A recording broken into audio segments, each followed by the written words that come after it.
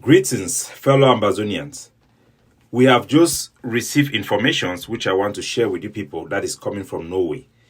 The court case have passed of Ayaba. We have discussed with the lawyer who was in the court building and follow up the proceeding from the court. What we now know that happened in the court during his bail hearing is that Ayaba could not prove that he have any source of income. None in the whole world. So he's jobless. According to the court documents and also the testimony from the lawyer who was in court, Ayaba is jobless, have no source of income. But yet, he has a property he bought in Norway, a house, a very big house for his family. He bought that house for over $600,000, but he has no income. So this recent revelation from the Norwegian courtroom have struck a devastating blow of the credibility of the AGOFC, which is something we already know. And the leader Ayaba, who was claiming to be a professor, a PhD holder, even before he had graduation, we saw him with a uniform graduating from London. Our people must understand that not everybody who come and shout Ambazonia, freedom fighter, is actually a freedom fighter. If you were doubting, with all the noise on social media, the Oslo District Courts today have document, evidence, not made up story, that Ayaba is jobless. He does not have any source of income. Because when it comes to his personal freedom, they would have brought any document. They said that he has his wife have a company, he has a cleaning company in Norway. They could not prove anything, even a history in court. So we know for sure, factually, that Ayaba is jobless in Norway. Yet, he has a luxurious apartment worth 6.4 million Norwegian money. To translate it to US dollar, it is about 600,000 US dollar. And was planning, according to the court documents, from information they removed, the police discovered in his computer, was planning and making arrangement to relocate his whole family to the United Kingdom, where he has residency. So how can a jobless man be planning international relocation for his whole family without no source of income? So this is an uncomfortable question for the AGOFC people. Where did the money come from? How does a jobless man afford international relocation and owns a high-end property for all this time? So, there have been no financial transparency in the AGOFC. Every time they collect money, it goes to Mama Wali, Mumu Lucas, and Ayaba in South Africa. No accountability. During the time I was with them, over $2 million have been raised by the AGOFC. You can go and calculate it by yourself. Where has all that money gone to? So this has exposed the real face of the AGOFC. For years, Ambazonians in the diaspora, supporters around the world, have raised millions of dollars that they believe was to fight for liberation. The AGOFC leaders appeal for donation. When they appeal for this donation, they claim the funds will go towards defense, humanitarian aid, and the freedom of the Anglophone people. That was their claim when they raised funds. Instead, these Norwegians caught fires have given voice to the long suspicions that we have, that fundings are misappropriated and used to enrich individuals like Ayaba. But the evidence does not stop with the court's documents. According to trusted sources within the AGOFC, one of their AGOFC leaders in Ground Zero, General JC, who was recently killed, living in a luxurious hotel which allegedly belonged to Ayaba. Further investigation have uncovered, which Cameroon have released, a multi-million duplex being built in Bamenda by General JC. So where he has that money, he doesn't have any job. General Jesse does not have any money. The leaked audios also discovered that Julius Nee, who is the vice president of the AGOFC, was discussing supposedly budget allocated to hire Biafran fighters to come and secure Ambazonian borders. The border closure, which the AGOFC have announced, that never happened. Our contact within the Biafran source have confirmed that no funds was given to the Biafran guys that I know that talks to him. So Julius Nee have not submitted any account for money he has already disposed of. Where are they doing? What are they doing with all those money? They are stifling money, deceiving soldiers and their supporters, their donors. The truth is that the AGOFC is not attacking our oppressors. The depth of this betrayal becomes even clearer when you look at the AGOFC. Who have they been actually targeting since the beginning of this conflict? When the ADF parliamentarians were protesting in the parliament, I was contacted by Ayaba, lobbied to go after them. After parliamentarians, look at Kemende, a human rights lawyer, an elected official who was assassinated by the ADF. His car was found in the ADF camp. Lawyers testify hearing the ADF soldiers discussing about how he was disposed of. Think about the main opposition party leader, John Fundi, a peaceful advocate, how he was targeted by the ADF. Why other CPDM people, they live their life in free. Look at myself, even me, Capo Daniel.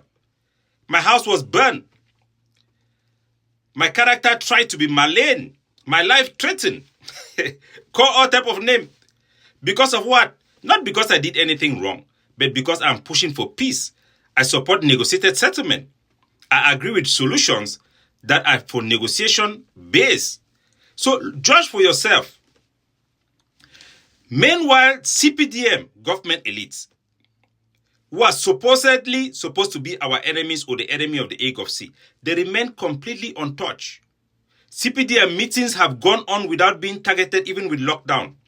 Paul Atanganji's mansions are in Bamenda, nobody have touched it. No AGOFC operation have ever been launched against the home of powerful regime officials.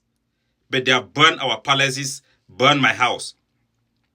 No minister have been adopted, no military compound have been overrun by the ADF. None.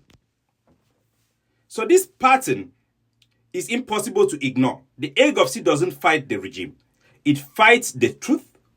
It fights the enemies of the regime. Everybody who is an enemy of the regime. They fight everybody who stands for peace. AGOFC has a business model, a war business model. It is now clear that AGOFC real business is not liberation. Their tactics reflects that of a criminal cartel. Kidnapping for ransom, disguised as liberation tax. Involving in fuel smuggling, in illicit controls operation that suffers our people, close down our villages for their own gain, not for any liberation. Destruction of ancestral palaces while ignoring military checkpoints in those same areas. The AGOFC extortion of local population, they don't go to liberate them. Despite all their rhetoric, AGOFC has failed to achieve any tangible military gain. I mean, any. Whatever have been built instead for our people's economy have been their main target. Their leaders are growing wealthy, their generals are building houses, yet they tell you they want to free Amazonia. So, think about it. The Cameroon government have made no attempt to extradite Ayaba.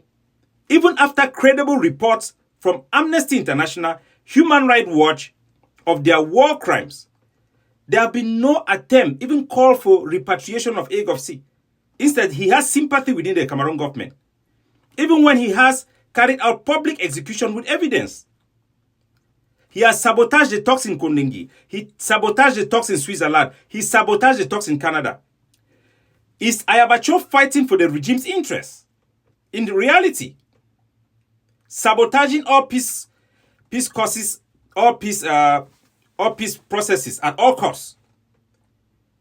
AGOVC's latest mission is to attack the peace plan paper and the peace process that we are unrolling, that we initiated, which is widely accepted to be a plan to end the war. Because peace will mean an end to their empire. It will mean an end to their extortion, an end to their manipulation, and those within the regimes who pay them to instigate this fighting. Every time a peace initiative emerges, AGOVC sabotage it. Even Seseko, they sabotage Seseko. Every time a new leader emerges or stand up for Ambazonia, they sabotage it. They go after you. Even when Atanganjipo was trying to instigate war, they were building an army. Anytime a voice speaks the truth, challenge Paul Biya, challenge Paul Atangandi, it is the ADF that carries out their execution.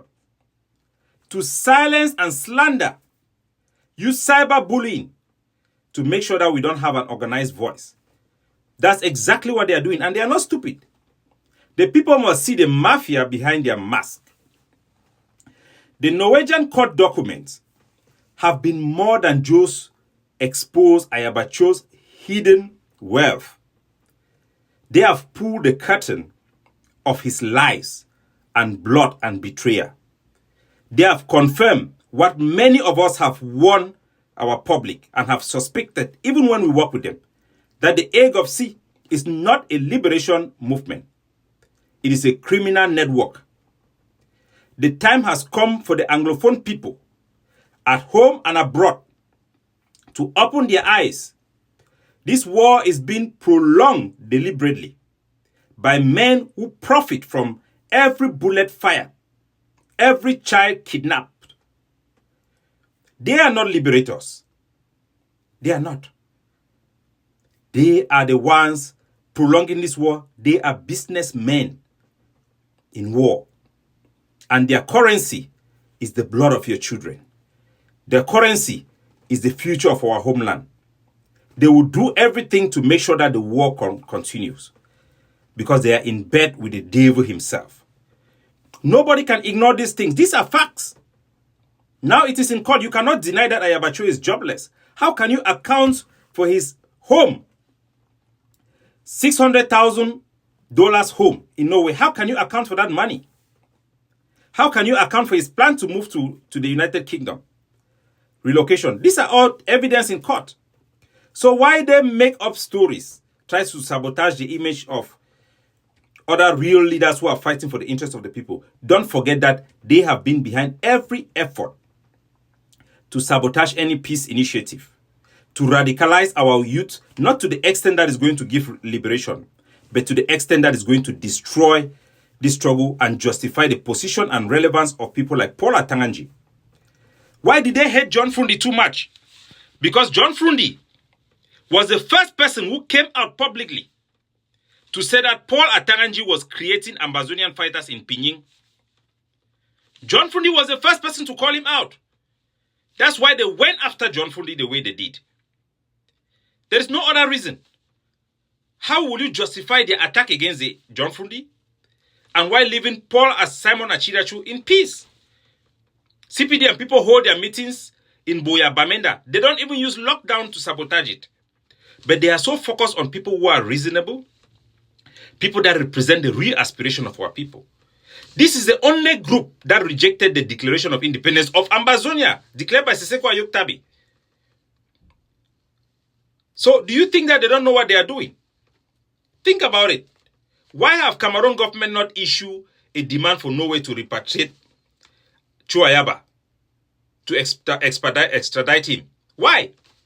Why have Paul Atanganji, Ngala Gerard, who were promising to bring all Ambazonian activists from the diaspora, not make the call or put the pressure on the Paul Biya's regime? Why? It's evident. It's evident. When I was working with the AGOVC, I've given you evidence of Cameroon army trading weapons with them. Why is the Cameroon army not trading those weapons with other Ambazonian groups? We have known these suspicions for long, but now we have proof. So no Anglophone can ignore, no Cameroonian can ignore the reality of this war of shame.